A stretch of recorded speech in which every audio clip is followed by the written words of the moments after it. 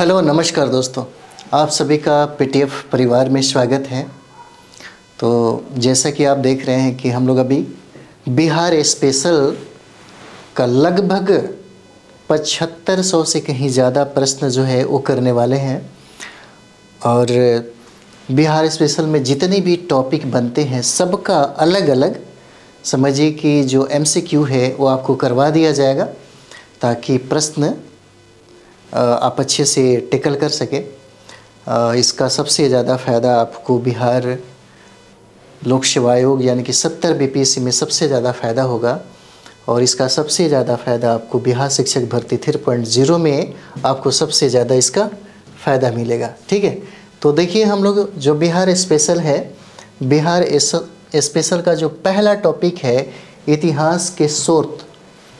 यहाँ से बहुत बार प्रश्न पूछे जाते हैं और बारी बारी से जितने भी टॉपिक होते हैं सबका मतलब आपके सामने और आपके लिए करवा दिया जाएगा। ठीक है, तो आइए सबसे पहले हम लोग देखते हैं पुरातात्विक स्रोत में जो पहला सवाल हम लोगों का है ना। पहला सवाल है, कहता है यहाँ पे कि बिहार के किस स्थल से, पहला सवाल कहता है कि बिहार के किस स्थल से, पूछता है किस स्थल से पूर्व ऐतिहासिक युग के पुरातात्विक स्रोत प्राप्त हुए हैं, है ना। पहला सवाल है, कहता है कि बिहार के किस स्थल से पूर्व ऐतिहासिक युग के पुरातात्विक स्रोत प्राप्त हुए हैं। इसका आंसर आपको ए हो जाएगा, पटना से प्राप्त हुआ है। ठीक है, क्या हो जाएगा, पटना से प्राप्त हुआ है। अगला कहता है दूसरा नंबर सवाल कि निम्न में से किस स्थल से पूर्व ऐतिहासिक युग के पुरातात्विक स्रोत प्राप्त नहीं हुए हैं, है ना। कहता है पुरातात्विक जो सोर्स है वो नहीं प्राप्त हुए हैं। कौन सा, तो पूर्व ऐतिहासिक युग का। तो इसमें आपको हो जाएगा मुंगेर से भी प्राप्त नहीं हुआ, गया से भी प्राप्त नहीं हुआ और वैशाली से भी प्राप्त नहीं हुआ। इसका आंसर क्या हो जाएगा, ए, बी और सी तीनों हो जाता है। अगला सवाल जो इम्पोर्टेंट है, जो बहुत बार प्रश्न पूछ दिया है आपके बीपीएससी में, ये सवाल जो है बीपीएससी में बहुत बार प्रश्न पूछ दिया गया है।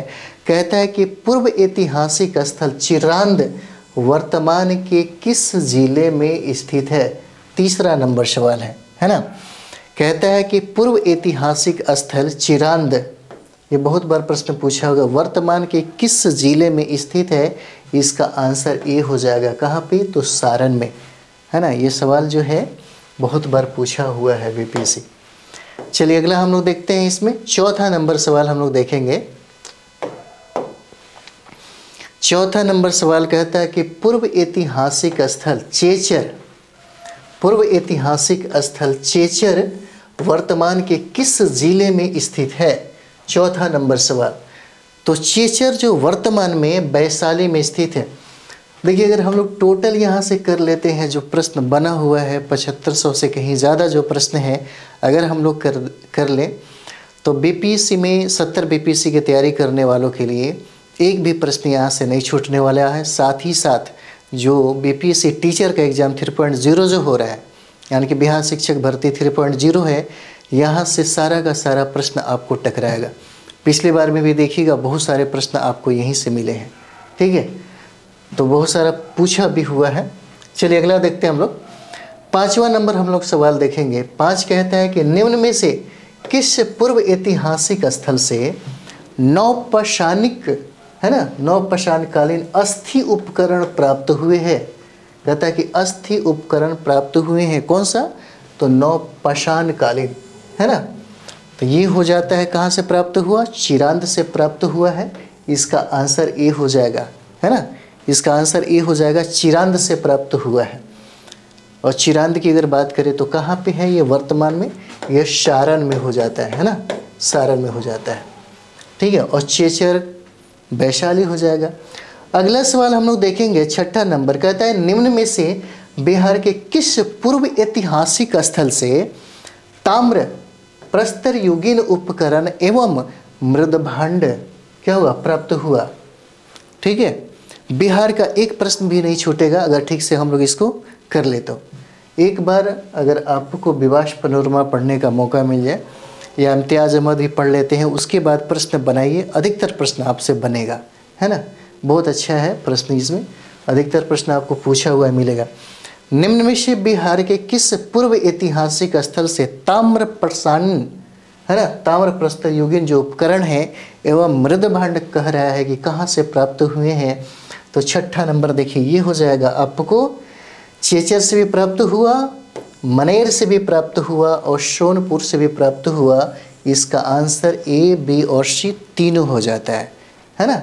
ये आपका ए, बी और सी तीनों इसका आंसर हो जाएगा। चलिए अगला सवाल हम लोग देखेंगे 7 नंबर। 7 नंबर सवाल कहता है कि निम्न में से कौन बिहार के पुरातात्विक स्रोत है ना। 7 नंबर देखिए कहता है कि बताइए निम्न में से कौन बिहार के पुरातात्विक स्रोत हैं? तो इसमें देखिएगा ये आपको ताम्रपत्र लेख ये भी हो जाता है, भग्नावशेष ये भी हो जाएंगे और सिक्के ये भी हो जाता है। इसका मतलब आंसर क्या हो जाता है? डी हो जाएगा, है ना। 7 का आंसर क्या हो जाता है? डी हो जाएगा, ए, बी और सी। ठीक है, चलिए हम लोग अगला सवाल देखेंगे। 8 नंबर सवाल देखें, है ना। देखिए 8 नंबर सवाल यहाँ पे कहता है कि लौरिया, है ना, ये प्रश्न जो है ये भी पूछा हुआ है बीपीएससी के द्वारा। बीपीएससी के द्वारा ये भी प्रश्न पूछा गया है 8 नंबर। ठीक है, कहता है यहाँ पे कि लौरिया अरेराज, लौरिया अरेराज, लौरिया नंदनगढ़ का अभिलेख किस शासक से संबंधित है? कहता है किस शासक से संबंधित है ये बताइए, है ना। तो इसका संबंध आपको अशोक सम्राट से हो जाता है। अशोक सम्राट ने बहुत जगह अभिलेख क्या किए थे? लगवाए थे, है ना, स्तंभ लेख। अगला सवाल देखिए कहता है कि निम्न में से किस स्थल से, कहता है निम्न में से किस स्थल से स्तंभ लेख प्राप्त हुए हैं, है ना। कहता है कि निम्न में से किस स्थल से स्तंभ लेख प्राप्त हुए हैं? तो 9 का क्या हो जाता है? ये देखिए इसका आंसर आपको 9 का आंसर ए हो जाता है, रामपुरवा से स्तंभ लेख प्राप्त हुए हैं, है ना। 9 का ए आंसर हो जाएगा। चलिए अगला हम लोग देख लेते हैं 10 नंबर। देखिए 10 नंबर सवाल कहता है यहाँ पे कि अशोक कालीन, 10 नंबर देखिए कहता है अशोक कालीन, अशोक कालीन डॉडो दिया है कि सासाराम की चंदनपीर पहाड़ी से प्राप्त हुआ है ना। कहता है चंदनपीर पहाड़ी से क्या हुआ है? प्राप्त हुआ है। ठीक है, 10 नंबर सवाल क्या होता है? तो देखिए कहता है कि अशोक कालीन लघु शिलालेख, आंसर ये हो जाएगा इसका, लघु शिलालेख हो जाएगा आंसर। लघु शिलालेख सासाराम की चंदनपीर पहाड़ी से प्राप्त हुआ है ना। अगला सवाल देखिए कहता है कि निम्न में से किस शासक के गुफा लेख बराबर एवं नागार्जुनी पहाड़ी से प्राप्त हुए हैं, है ना। कहता है कि नागार्जुनी पहाड़ी से बराबर एवं नागार्जुनी पहाड़ी से प्राप्त हुए हैं, तो क्या हो जाएगा? तो देखिए निम्न में से किस शासक के गुफा लेख बराबर एवं नागार्जुनी पहाड़ी से प्राप्त हुए हैं? ठीक है, तो ये देखिए ये हो जाता है आपको 11 का आंसर आपका हो जाता है सी, दशरथ हो जाएगा, है ना। 11 का आंसर क्या हो जाता है? दशरथ हो जाता है। चलिए अगला हम लोग देख लें। अगला सवाल देखिएगा 12 नंबर सवाल जो है 12 कहता है कि बिहार में पाए गए मौर्य अभिलेखों की भाषा क्या थी? 12 नंबर, है ना। 12 नंबर क्या हो जाता है? कहता है कि बिहार में पाए गए मौर्य अभिलेखों की भाषा क्या हो जाती है? तो भाषा ये क्या होगा? प्राकृत हो जाएगा। 12 का क्या हो जाएगा? सी आंसर हो जाता है, प्राकृत भाषा में। बिहार में पाए गए मौर्य अभिलेखों की लिपि क्या थी? कहता है बिहार में पाए गए, कहाँ पे? बिहार में पाए गए। तो 13 का क्या हो जाता है? बिहार में पाए गए मौर्य अभिलेखों की लिपि क्या हो जाती है? ब्राह्मी लिपि हो जाती है। आंसर क्या हो जाएगा? ई हो जाता है, ब्राह्मी लिपि। अगला देखेंगे बिहार के किस स्थान से यक्ष प्रतिमा प्राप्त हुई है? 14 नंबर, यक्ष प्रतिमा प्राप्त हुई है। तो यक्ष प्रतिमा जो प्राप्त हुआ है वो स्थान आपको पटना हो जाता है। आंसर क्या हो जाएगा? बी हो जाएगा। कहाँ से प्राप्त हुआ? पटना से प्राप्त हुआ है। ठीक है, अगला आते हैं हम लोग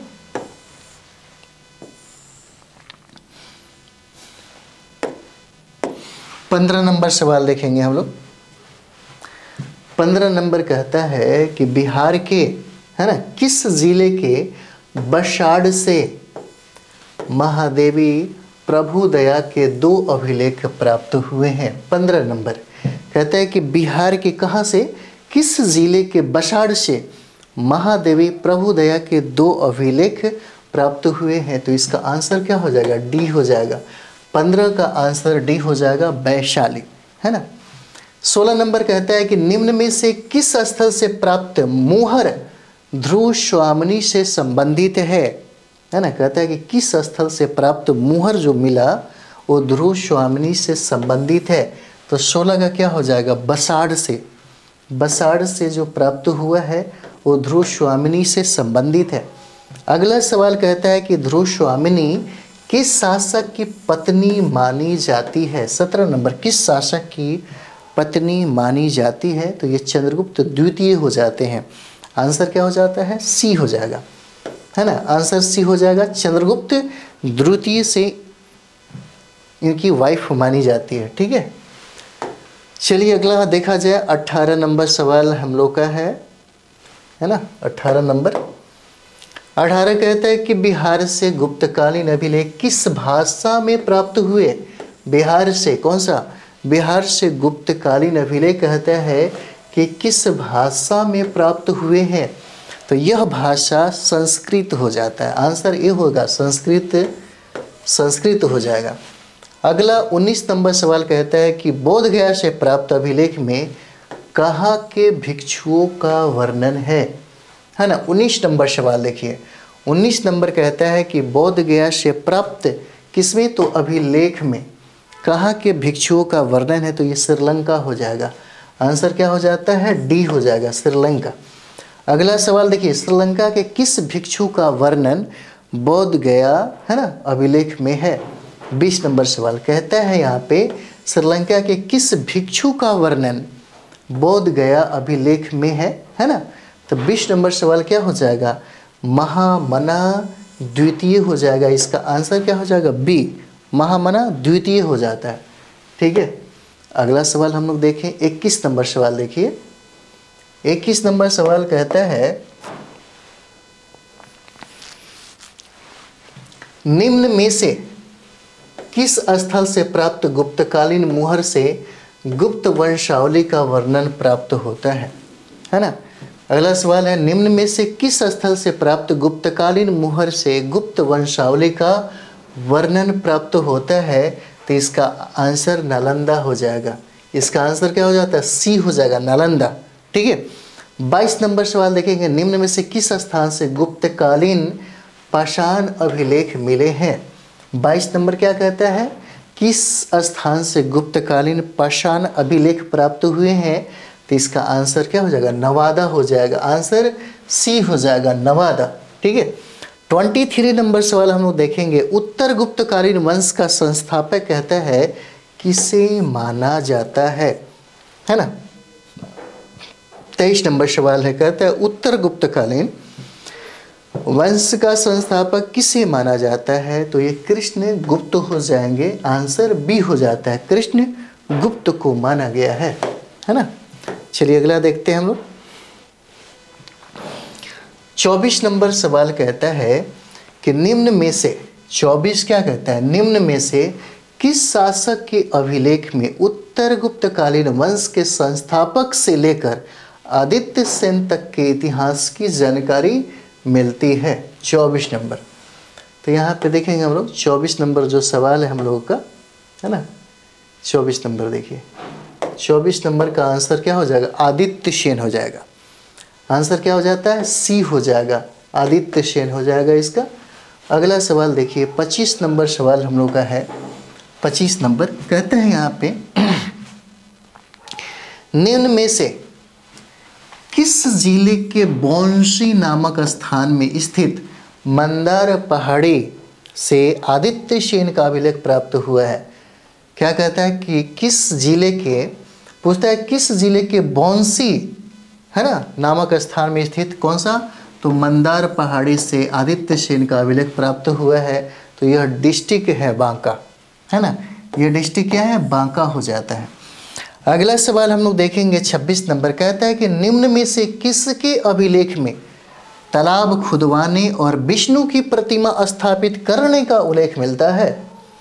कहता है कि निम्न में से किसके अभिलेख में तालाब खुदवाने, कौन सा, तो तालाब खुदवाने है ना, और विष्णु की प्रतिमा स्थापित करने का उल्लेख मिलता है। तो 26 नंबर क्या हो जाता है, ये देखिए आदित्य सेन का जो अभिलेख है इसी से प्राप्त होता है ना। आंसर क्या हो जाएगा, बी हो जाता है। चलिए अगला हम लोग देखेंगे 27 नंबर सवाल हम लोग का है 27 नंबर। 27 नंबर कहता है यहाँ पे, आरा के पास देव वरुणार्क से, है ना, डॉट डॉट लिखा है और कहता है का एक पाषाण अभिलेख मिला है ना। आरा के पास देव वरुणार्क से कौन सा, तो जीवगुप्त द्वितीय का। आंसर क्या हो जाएगा, डी हो जाएगा। जीवगुप्त द्वितीय का एक पाषाण अभिलेख क्या है, मिला है। अगला सवाल देखेंगे, कहता है कि पूर्व मध्यकाल में, ठीक है, आंसर देखिए इसका क्वेश्चन एक बार देख लीजिए। कहता है कि पूर्व मध्यकाल में शासकों के अभिलेख दक्षिण एवं मध्य बिहार के कई स्थानों से प्राप्त हुए हैं जो संस्कृत भाषा में है। 28 नंबर क्या कहता है, संस्कृत भाषा में क्या हो जाएगा, तो इसका संबंध आपको पाल वंश से हो जाएगा। क्या हो जाता है, सी। 28 का क्या हो जाएगा, तो पाल वंश हो जाता है। ठीक है, चलिए अगला देखा जाए।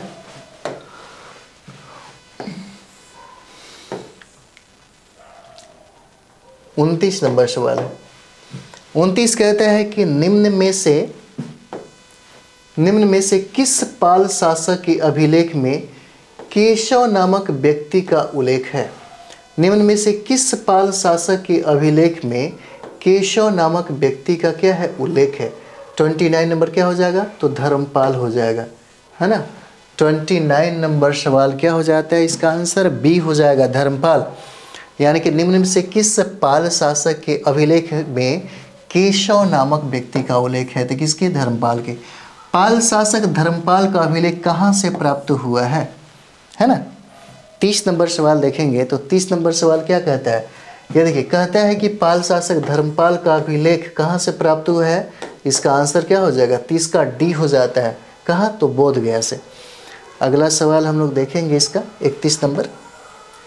31 नंबर सवाल देखिए, कहता है यहाँ पे डॉट डॉट लिखा हुआ है ना, और प्रश्न है कि किसके नालंदा ताम्रपत्र अभिलेख से स्पष्ट होता है कि उसने गया में एक गांव दान दिया था, है ना। 31 नंबर क्या कहता है, गांव दान दिया था।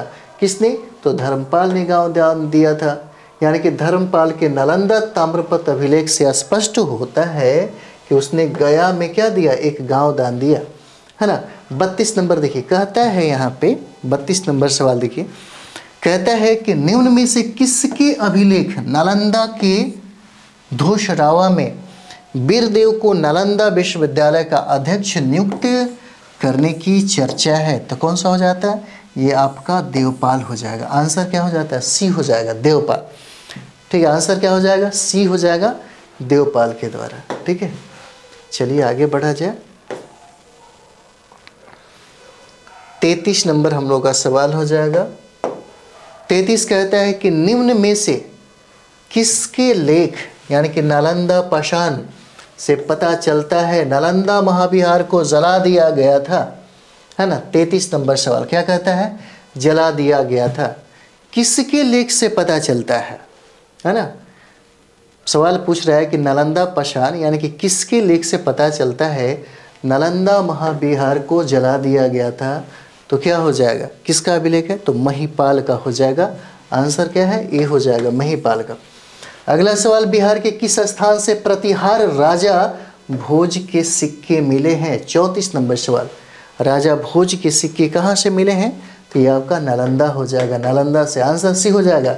अगला सवाल 35, किस शासक का संबंध मुंगेर ताम्रपत्र अभिलेख से है। कौन सा, तो मुंगेर ताम्रपत्र अभिलेख से है। 35 नंबर सवाल क्या हो जाएगा, इसका आंसर आपको देवपाल हो जाएगा, बी हो जाएगा, है ना, देवपाल हो जाता है। चलिए अगला देखा जाए। अगला सवाल हम लोग देखें, तो आगे बढ़ाया जाए इसको। 36 नंबर सवाल है, सॉरी 36 नंबर, कहता है कि निम्न में से किस शासक ने राजगीर की किलेबंदी दीवार का निर्माण करवाया, है ना। कहता है निम्न में से किस शासक ने राजगीर की किलेबंदी दीवार का निर्माण करवाया, तो क्या हो जाएगा 36 नंबर। देखिए इसका आंसर हो जाएगा अजात शत्रु के द्वारा किया जाता है। हर्यक वंश जब पढ़ेंगे तो उसमें हम पढ़ाए हुए हैं, हर्यक वंश अगर पढ़ते हैं तो सारा का सारा प्रश्न आपको मिलेगा ही मिलेगा। बिहार स्पेशल भी चल रहा है, ठीक है। क्या हो जाता है अजात शत्रु। अगला सवाल, राजगीर की किलेबंद दीवार एवं बराबर की गुफाओं का अध्ययन किसके द्वारा किया गया था, है ना। 37 नंबर कहता है किसके द्वारा किया गया था, तो यहाँ देखिएगा इसमें बुकानन हो जाते हैं और हैमिल्टन के द्वारा इसका अध्ययन किया गया था, इसलिए आंसर क्या हो जाता है डी हो जाएगा, है ना। 37 नंबर सवाल क्या हो जाता है डी हो जाता है, बुकानन और हैमिल्टन के द्वारा होता है। अगला सवाल कहता है कि शशांक के स्वर्ण सिक्के कहाँ से मिले हैं, किसका, तो शशांक, ये गौड़ वंश का शासक था जो बंगाल का था, है ना। स्वर्ण सिक्के कहाँ से प्राप्त मिले हैं, ये सवाल कहता है आपको, है ना। ये आपका 38 हो जाएगा, है ना, गलती से इसका आंसर हो जाएगा आपको नालंदा और गया हो जाता है ना। इसका आंसर क्या हो जाएगा डी हो जाएगा, नालंदा और गया हो जाएगा। चलिए अगला हम लोग देखेंगे 39 नंबर सवाल देखेंगे। बराबर की पहाड़ी में अशोक एवं उसके पौत्र दशरथ द्वारा निर्मित गुफा का वर्णन किसने किया था, 39 नंबर सवाल, है ना। कहता है किसने किया था, किसका, तो अशोक, बराबर की पहाड़ी में अशोक एवं उसके पौत्र जो हैं दशरथ द्वारा निर्मित जो गुफा बनाई गई और उस गुफा को आजीवक संप्रदाय को दे दिया गया। पूछ रहा है कि इसका वर्णन, इस गुफा का वर्णन किसने किया, तो मेजर कीटू के द्वारा किया जाता है। आंसर क्या हो जाएगा सी हो जाएगा। 39 का क्या होगा सी होगा। अगला सवाल 40 का, निम्न में से किसने कुर्कीहार मतलब कुम्रहार या पाटलिपुत्र के टीले का उत्खनन क्या किया, करवाया था, किसने किया, तो ये देखिए मेजर किट्टो के द्वारा ही इसका उत्खनन करवाया गया था। आंसर क्या हो जाएगा ए हो जाएगा। किसे भारतीय पुरातत्व विज्ञान का जनक कहा जाता है, 41 नंबर सवाल क्या हो जाएगा। देखिए पुरातत्व विभाग का जनक कनिंघम को कहा गया है। आंसर सी, बहुत बार प्रश्न पूछा गया है ये वाला, है ना, बीपीएससी में भी ये प्रश्न पूछा हुआ है कनिंघम के बारे में। चलिए अगला देखेंगे हम लोग, 41 हो गया। अब यहाँ 42 नंबर सवाल देखेंगे हम लोग। 42 कहता है कि बिहार के पुरातात्विक स्थलों की पहचान कब हुई थी, 42 नंबर, कब हुई थी, तो ये हो जाएगा 1861 में हुआ था, ठीक है, 1861 में हो जाता है, ठीक है। अगला सवाल, किसके द्वारा बिहार के पुरातात्विक स्थलों की पहचान की गई थी, है ना। यहाँ पे 43 नंबर सवाल देखेंगे तो क्या हो जाएगा, किसके द्वारा बिहार के पुरातात्विक स्थलों की पहचान की गई थी, तो इसका आंसर क्या हो जाएगा कनिंघम के द्वारा होता है ना, कनिंघम के द्वारा हो जाएगा। और अगला सवाल हम लोग देखेंगे 44 नंबर, कहता है किसने बोध गया में स्थित बोधि मंदिर के बारे में बताया था, किसने बोध गया में किसके बोधि मंदिर के बारे में बताया था, कौन हो जाएगा, तो 44 नंबर सवाल अगर हम लोग यहाँ पे देखेंगे तो देखिएगा इसका आंसर आपको डी हो जाएगा, कनिंघम के द्वारा ही बताया गया है, ठीक है। तो आगे बढ़ जाए हम लोग, थोड़ा सा आगे बढ़ते हैं। 45 नंबर, 45 कहता है किसने राजगीर से 11 किलोमीटर दूरी पर स्थित बड़गांव की खोज की जहां प्राचीन नालंदा महाविद्यालय स्थित है, 45 नंबर सवाल, है ना। कहता है कि किसने राजगीर से 11 किलोमीटर जो दूर है बड़गांव की खोज की जहां प्राचीन नालंदा महाविद्यालय स्थित है, और ये खोज आपको कनिंघम के द्वारा किया गया। 46 कहता है कि निम्न में से किस स्थान से कुमार गुप्त एवं स्कंद गुप्त का प्रसिद्ध पाषाण लेख मिला है, 46 नंबर सवाल क्या हो जाएगा, तो ये इसका आंसर सी हो जाता है, नालंदा से प्राप्त हुआ है। पटना विश्वविद्यालय में कब प्राचीन भारतीय इतिहास एवं पुरातत्व विभाग की स्थापना की गई, 47 नंबर सवाल क्या हो जाएगा, 47 नंबर सवाल देखिएगा, इसका आंसर 1949 हो जाएगा, बी हो जाता है इसका आंसर, 1949 हो जाएगा। चलिए आगे बढ़ लिया जाए। 48 नंबर सवाल हम लोग देखेंगे, 48 नंबर। 48 कहता है कि किसने 1950 में वैशाली एवं 1951 में कुम्हरार का उत्खनन करवाया था, है ना। 48 नंबर क्या हो जाएगा, तो 48 का देखिएगा, इसमें हो जाएंगे के देव के द्वारा होता है और डॉक्टर अल्तेकर के द्वारा हो जाता है। इसका मतलब आंसर ए और सी हो जाएगा, है ना। अगला देखिए, राज्य पुरातत्व निदेशालय की स्थापना कब हुई थी? 49 नंबर सवाल हो जाता है। 49 का क्या हो जाएगा, राज्य पुरातत्व निदेशालय की स्थापना 1962 में होता है। आंसर क्या हो जाएगा, बी हो जाएगा। ठीक है। अगला सवाल है, जातक कथाओं का संबंध किस धर्म से माना जाता है? 50 नंबर सवाल है, क्या हो जाएगा, जातक कथाओं का संबंध किस धर्म से है? इसका आंसर बी हो जाएगा, है ना, बौद्ध धर्म से संबंधित हो जाता है। अगला देखेंगे हम लोग। ठीक, 51 नंबर सवाल है, 51 नंबर सवाल।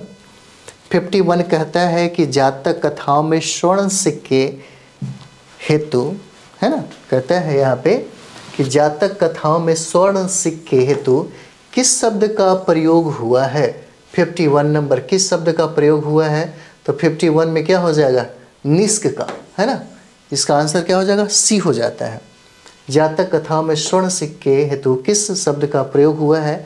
तो निष्क हो जाता है। ठीक है। तो चलिए आगे हम लोग बढ़ते हैं।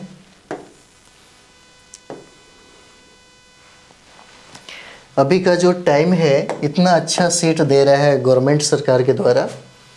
अगर आदमी बहुत ज़्यादा मेहनत करे, थोड़ा सा टाइम अगर हिसाब से अगर बैठ करके 10 से 12 घंटा भी अगर आप पढ़ते हैं, तो निश्चित तौर पे आपका बिहार शिक्षक भर्ती में भी हो जाएगा सिलेक्शन, और साथ ही साथ जो सिविल सर्विसेज जो बिहार बीपीएससी 70 बीपीएससी जो दे रहे हैं, उसमें भी आपका सिलेक्शन होने का संभावना बनेगा। बस इसके लिए होता है कि ज़्यादा से ज़्यादा स्टडी करिए, है ना, रिवीजन करिए, और कुछ सब्जेक्ट जो है उस पर ज़्यादा फोकस करने होते हैं। अगर इन सब चीज़ों का ध्यान रखा जाए तो बहुत दूर नहीं होता है कोई भी जॉब। ठीक है। चलिए अगला देखते हैं हम लोग। 52 नंबर सवाल, बिहार के किस क्षेत्र से प्राचीन स्वर्ण सिक्के प्राप्त हुए हैं? है ना। 52 हो जाता है, कहता है सवाल कि बिहार के किस क्षेत्र से प्राचीन स्वर्ण सिक्के प्राप्त हुए हैं? तो 52 नंबर क्या हो जाएगा, ये देखिए, कहीं से प्राप्त नहीं होता है ना। 52 नंबर सवाल क्या हो जाता है, कहीं से प्राप्त नहीं होता। आरंभिक सिक्कों को क्या कहा गया है? 53 नंबर सवाल क्या कहता है, कहता आरंभिक सिक्कों को क्या कहा गया है? तो आंसर इसका सी हो जाएगा, आहत सिक्के कहा गया है। बृहदारण्यक उपनिषद के अनुसार विदेह के राजा ने निष्क स्वर्ण शतमान सिक्के दान में दिए, है ना। कौन हो जाता है? तो 54 देखिए, राजा जनक हो जाएंगे, ये हो जाता है, राजा जनक हो जाएंगे। ठीक है। अगला सवाल हम लोग देखेंगे, 55 नंबर हम लोगों ने देखा, 55 नंबर हम लोग देख लेते हैं, 55 नंबर। ठीक है। बिहार से प्राप्त प्राचीन सिक्के मूलतः आहत सिक्के ही हैं, जिन्हें अनेक नामों से जाना जाता है। तो 55 में क्या हो जाएगा, तो देखिए, पर्ण भी बोला जाता है, करशापन भी बोला जाता है, धारण भी बोला जाता है। आंसर क्या हो जाएगा, डी हो जाएगा। अगला सवाल कहता है, बिहार के किस स्थान से रजत आहत सिक्के मिले हैं? है ना। 56 का क्या हो जाएगा, रजत आहत सिक्के कहाँ से प्राप्त हुए? तो देखिए, लोहानीपुर हो जाएगा, मोतिहारी हो जाता है, फतुआ हो जाएगा। आंसर क्या हो जाएगा, डी हो जाता है। इस सेशन का अंतिम जो सवाल है, इसका स्रोत में 57 गुप्तकालीन बिहार में किस धातु के सिक्के प्रचलित थे? 57 नंबर सवाल। 57 का क्या हो जाएगा, तो ये सोना हो जाएगा, चांदी, तांबा।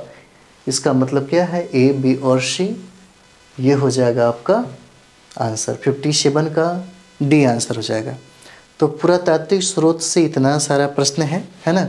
अगर अच्छे से आप रिवाइज कर लें तो निश्चित तौर पे यहीं से प्रश्न, अगर स्रोत में पूछेगा बिहार से संबंधित, बिहार स्पेशल से, तो यहीं से प्रश्न रहेगा। ठीक है। इसी तरीके से 7500 से कहीं ज़्यादा प्रश्न है। अगर एक बार अच्छे से रिवीजन अगर हो जाए, अच्छे से हम लोग कर लें, तो बिहार स्पेशल से प्रश्न नहीं छूटेगा। ठीक है, तो चलिए आप लोग अच्छे से पढ़ाई करिए, फिर हम लोग नेक्स्ट वीडियो में मिलते हैं। तब तक के लिए आपको थैंक यू वेरी मच आप सभी लोगों को।